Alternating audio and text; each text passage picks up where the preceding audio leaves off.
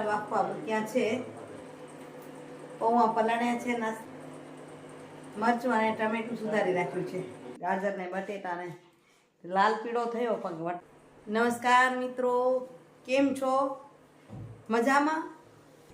આપ સૌ કુશળ હશો. આપ સૌનું જીવન અને દિવસ બંને મંગલમય હોય એવી શુભેચ્છાઓ સાથે મિત્રો આપ સૌને જય લક્ષ્મીનારાયણ, જય સ્વામિનારાયણ, જય જીનેન્દ્ર, જય હાટકેશ, જય જલારામ, જય ઠાકરધાણી, હરિઓમ અને મહાદેવ હર.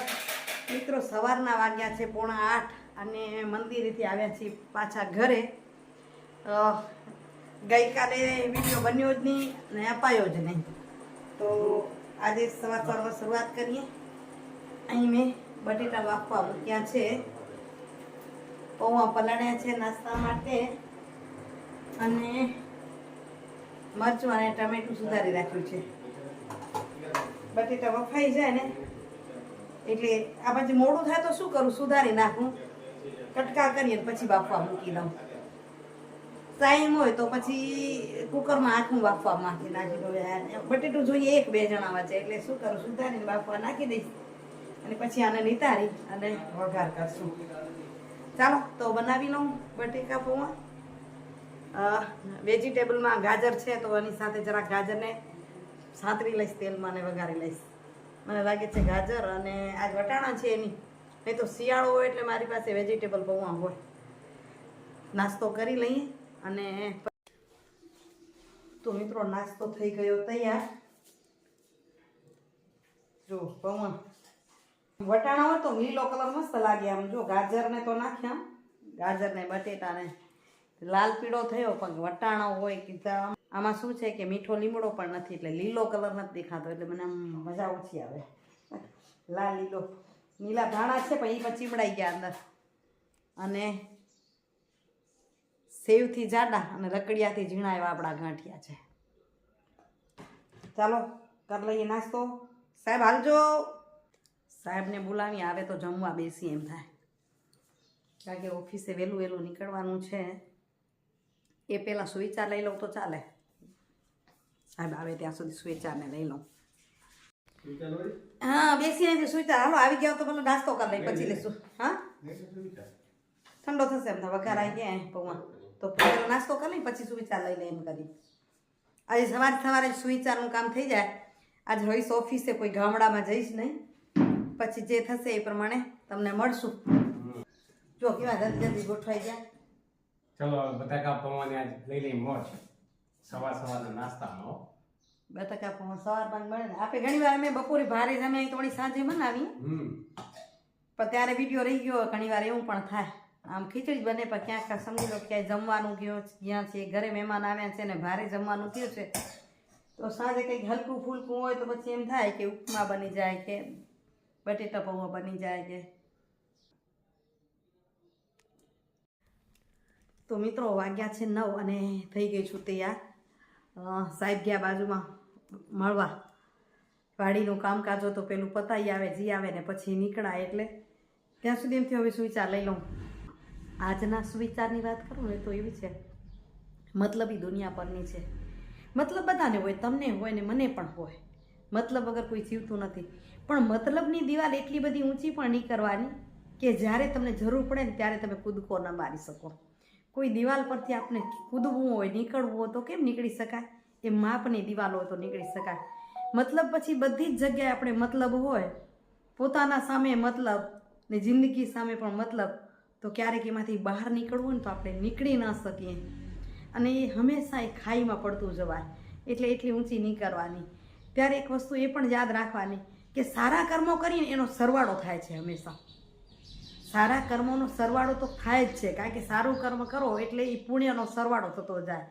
અને એથી વિશેષ આપણે કહીએ તો કોઈના પ્રત્યે આપણે કામ કર્યું હોય અને એના અંતરના આશીર્વાદ મળે ને તો એનો ગુણાકાર થઈ જાય. કોઈના આશીર્વાદ મળે તો તમારા સત્કર્મોનો પુણ્યનો ગુણાકાર થઈ જાય, અને ગુણાકાર થઈ જાય ને ત્યારે તમારું જીવન બદલાઈ જાય. એને આપણે નસીબ કહીએ છીએ. એમ કે ખબર નહીં એનું ભાગ્ય ક્યાં હતું, કેમ નસીબ એનું બદલાઈ ગયું. બદલાઈ જાય ને કારણ કે એ સમય એના સત્ય કાર્યનો ગુણાકાર થઈ ગયો સરવાળામાંથી. તો ચાલો આપણે પણ એવો પ્રયાસ કરીએ કે મતલબની દિવાલ ટૂંકી કરીએ અને સારા કર્મોને કાર્યને આગળ વધારીએ. તો આપણું ભાગ્ય, આપણું નસીબ ચમકી ઉઠે. બાકી તો નસીબ સારું છે વિચારીને જીવવાનું. મારું નસીબ ખરાબ છે, હું તકલીફમાં છું, હું કાંઈ ન કરી શકું, આ બધા જે વિચારો છે ને એ નકારાત્મક વિચારો છે. અને નકારાત્મક ઉર્જા છે ને તમને હંમેશા પાછળ રાખે. એટલે હંમેશા સકારાત્મકતાને વિચારવું એ મારી એક અંગત અભિપ્રાય છે. એમ સલાહ તો ન કહી શકું, એવો અભિપ્રાય છે મારો કે તમને જે મળ્યું છે એમાં ખુશ રહેવું છે.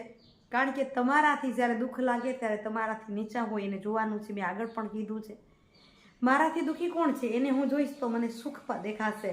અને જ્યારે અભિમાન આવે ત્યારે આપણાથી ઊંચા કોણ છે એને જોવાનું, તો અભિમાન તમારું નીચું થઈ જશે. ચાલો હવે નીકળી છે ઓફિસે. તો મિત્રો વાગ્યા છે સાંજના 7 અને પહોંચી છે ઘરે. આજ બહુ મોડું થઈ ગયું. રોજ વહેલું આવાય ઉલટાનું, આજે સાવે મોડું થયું. જમવાનું છે પાડોશમાં, લગ્ન છે મારી બાજુમાં જ, તો રસોઈની ત્રાણ નથી. થોડીક આ કરીએ કંઈક તૈયારી, દીવાબત્તી કરી લઈએ, માળા ખરી લઈએ, એટલે એ નિત્યક્રમ પતી જાય પછી આગળ વધીએ જે કરીએ. તો સાહેબ કંઈક કરવા માંડ્યા છે રસોડામાં, પેલું એને જોઈ લઈએ શું કરે છે. તો સાહેબ માંડ્યા છે, આ ખુલી જાય છે સરખું કરવા, બધી પ્રકારના કારીગરની જે થાય કરી લેવાનું આપણાથી. અમારા આ ખાના છે બધા, એમાં આ ખાનું ખબર નહીં કેમ નીકળી જાય છે, ખુલી જાય છે. કામ કરતા ત્યાં સુથાર પાસે શીખી આવેલા ડેરા. એ બધા કેમ કરશો એકલા? થઈ જશે એકલાથી? એકલાથી થઈ જશે હવે તો. એવું હે? આવડી ગયું? હવે આવડી ગયું.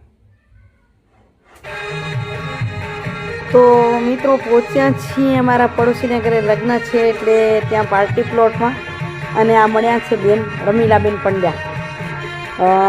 દેખાય છે તમને એમ લાગે છે કે મારા કેટલા જૂના બેનપણી છે, પણ હું એમને પહેલી વહેલી મળી છું. પણ એ મારા ખાસ ફોલોઅર્સ છે, ખાસ મિત્ર છે. રોજ બધા જ વિડીયો જુએ છે અને એટલે મેં ઓળખાણ કરી. નહીં કે મને કાયમ એમ થાય કે તમે મંદિરે રોજ જાઓ છો, આ વિશ્વનાથ મહાદેવનું મંદિર જોવું તો એમ લાગે.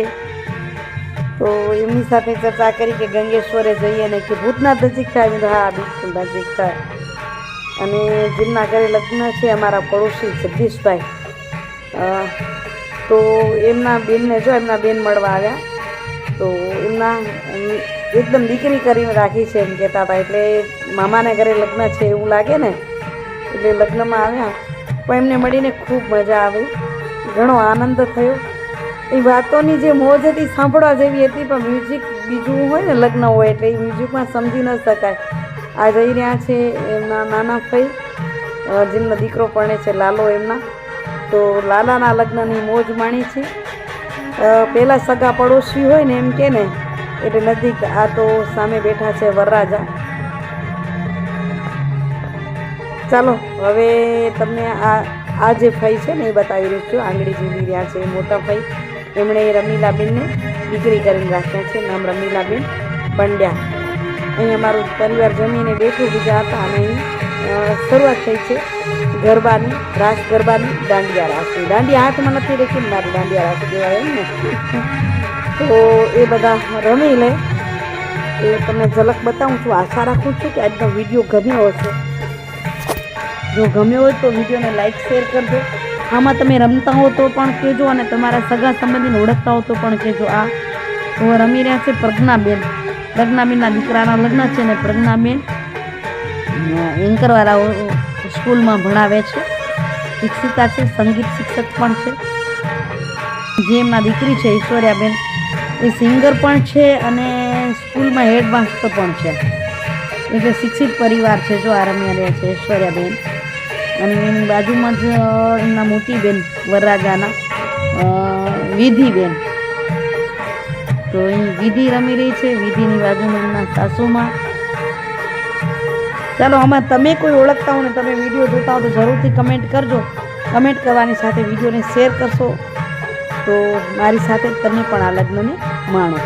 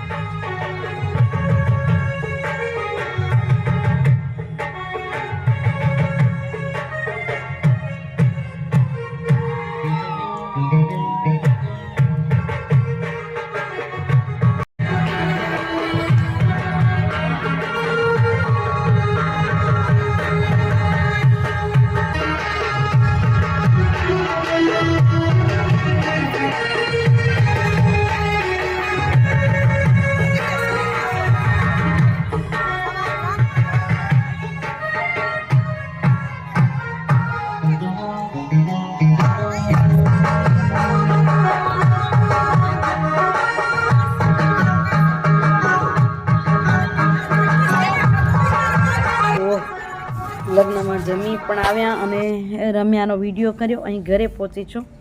ઘરની સામે જ જો મંડપ બંધાયેલો છે. મારા નજીકના જ પડોશી છે. તો જો આ બાજુમાં બીલીપત્રનું ઝાડ અને આ ઘર એમનું શણગારેલું. આજનો વિડીયો આશા રાખું છું કે ગમ્યો તો લાઈક શેર કરવા વિનંતી. આવજો મિત્રો. જય શ્રી કૃષ્ણ. હરિઓમ.